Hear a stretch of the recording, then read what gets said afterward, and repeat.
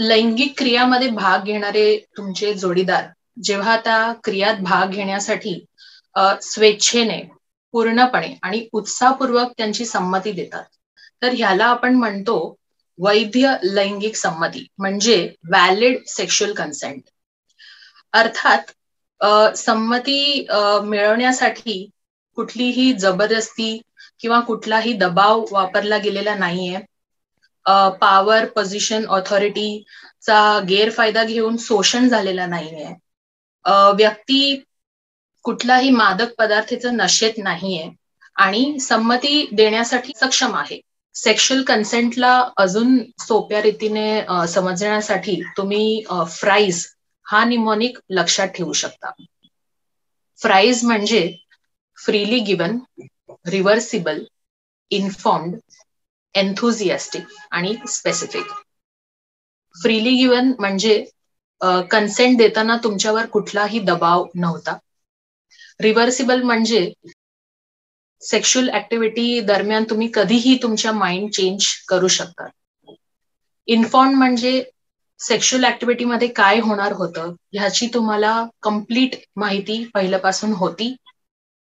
Enthusiastic म्हणजे तुम्ही जे करतायत किंवा तुम्ही सेक्शुअल ऍक्टिव्हिटीमध्ये ज्या क्रियेला करतायत त्याच्यासाठी तुम्हाला उत्साह होता, तुमच्यावर काही दबाव नव्हता. आणि स्पेसिफिक म्हणजे ज्या क्रियेसाठी संमती दिली गेली होती तो क्रियापर्यंतच ते मर्यादित होतं. जोपर्यंत विवाहित किंवा अविवाहित पुरुष किंवा महिला आपल्या स्वतःच्या संमती अनुसार लैंगिक क्रियामध्ये गुंतत नाही तोपर्यंत त्या क्रियेला आपण एकमत संभोग म्हणजेच कन्सेन्शुअल सेक्स असं म्हणूच शकत नाही.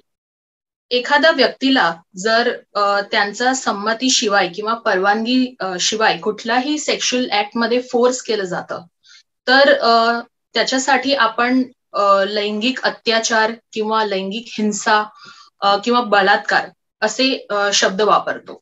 कुठली पण सेक्शुअल ऍक्ट असो, स्पर्श करणे, किस करणे, मिठी मारणे, कपडे काढणे किंवा संभोग करणे, सगळ्यांसाठी एक वैध लैंगिक संमती म्हणजे व्हॅलिड सेक्शुअल कन्सेंट आवश्यक आहे.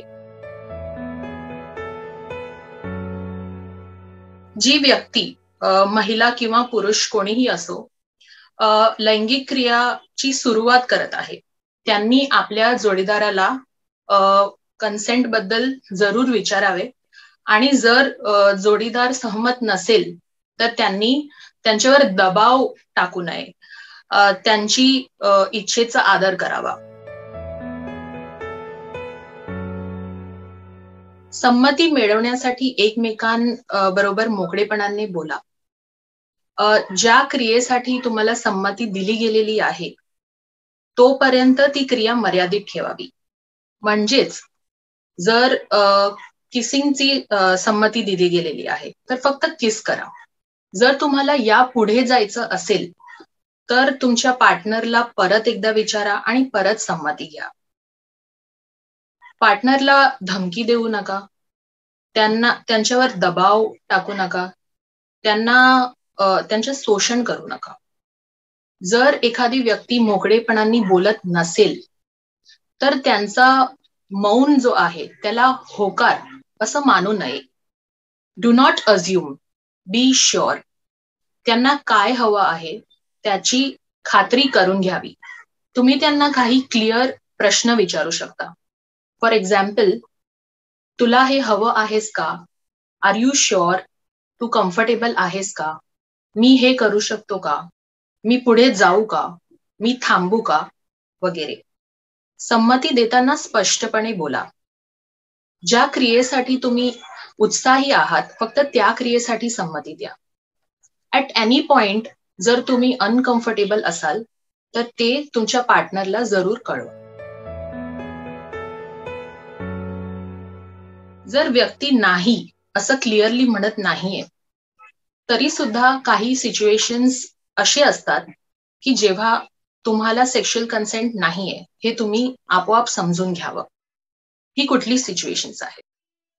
नंबर 1, जेव्हा व्यक्ती बेशुद्ध आहे किंवा झोपलेली आहे, जेव्हा व्यक्ती मादक पदार्थाचा नशेत आहे, जेव्हा व्यक्तीवर जबरदस्ती किंवा बळजबरी वापरली जात आहे, जेव्हा व्यक्तीवर काहीतरी दबाव आहे, जेव्हा व्यक्तीचे शोषण होत आहे पॉवर आणि ऑथॉरिटीचा गैरफायदा घेऊन, जेव्हा व्यक्तींनी कधीतरी आधी संमती दिली होती पण आता सध्या नाही दिली आहे, जेव्हा व्यक्तींनी कुठली एक स्पेसिफिक क्रियासाठी संमती दिली होती पण आता तुम्हाला पुढे जायचं आहे. सो ह्या सिच्युएशन्स मध्ये तुम्हाला सेक्शुअल कन्सेंट मिळाली नाही आहे हे तुम्हाला समजून घ्यावं लागणार. तुम्ही तुमचं मन कधीही बदलू शकतात.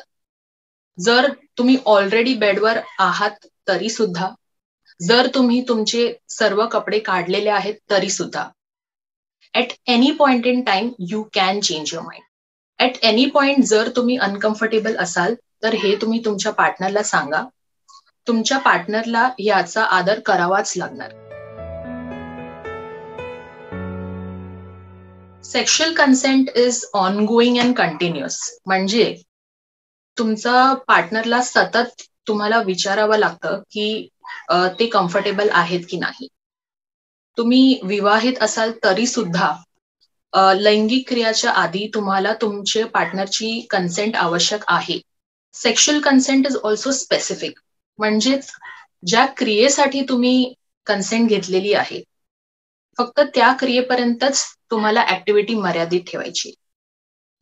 जर तुम्हाला पुढे जायचं असेल तर परत एकदा तुमच्या पार्टनरला विचारा आणि परत एकदा कन्सेंट घ्या. जर कन्सेंट बद्दल तुम्हाला खात्री झाली नाहीये तर तिथेच थांबा. तुम्ही तुमच्या पार्टनरना परत एकदा विचारू शकतात, क्लॅरिफाय करू शकतात. पण जर ते काही बोलत नाहीये, तोंडानी काही सांगत नाहीये, तर त्यांची देहबोली बघा. जर ती व्यक्ती घाबरलेली आहे, रडत आहे, बिलकुल प्रतिसाद देत नाहीये, उत्साही नाहीये किंवा बेशुद्ध आहे, नशेत आहे, तर समजून घ्या की तुम्हाला पुढे जायचं नाहीये. कन्सेंट आहे हे कसं कळेल? जेव्हा तुमचं जोडीदार उत्साहपूर्वक सेक्शुअल ऍक्टिव्हिटीमध्ये पार्टिसिपेट करत आहे किंवा गुंतत आहे, सो त्यांची कन्सेंट आहे असं आपण ठरवू शकतो. तरीही तोंडी दिली गेलेली कन्सेंट आणखीन चांगली. सो जर पार्टनर असं म्हणत असेल, हो मला हे आवडत आहे, मला हे करायचं आहे, मी शुअर आहे, आय एम कम्फर्टेबल, थांबू नकोस, तर हे शुअर साइन्स आहे की तुम्हाला कन्सेंट मिळालेली आहे. आता जेव्हा कन्सेंट मिळाली नाहीये, सो तेव्हा व्यक्ती असं म्हणू शकते, नाही मला हे नकोय, मी कम्फर्टेबल नाहीये, मी शुअर नाहीये, मला माहित नाही, मला कळत नाही, थांब. So this is surely a sign की तुम्हाला कन्सेंट मिळालेली नाहीये. पण जर व्यक्ती बोलत नसेल किंवा सांगत नसेल क्लिअरली, तरीही काही सायन्स असतात, काही देहबोलीचे सायन्स असतात, बॉडी लँग्वेज सायन्स, आणि त्यांना बघून तुम्ही ठरवू शकतात की तुम्हाला कन्सेंट मिळाली नाहीये. सो हे कुठले सायन्स आहेत?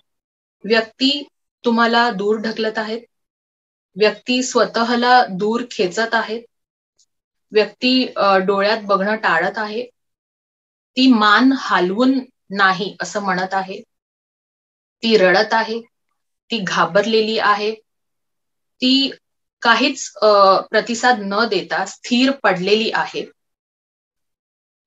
सो ह्या बॉडी लँग्वेजला बघून तुम्ही हे ठरवू शकतात की सेक्शुअल कन्सेंट मिळालेली नाहीये.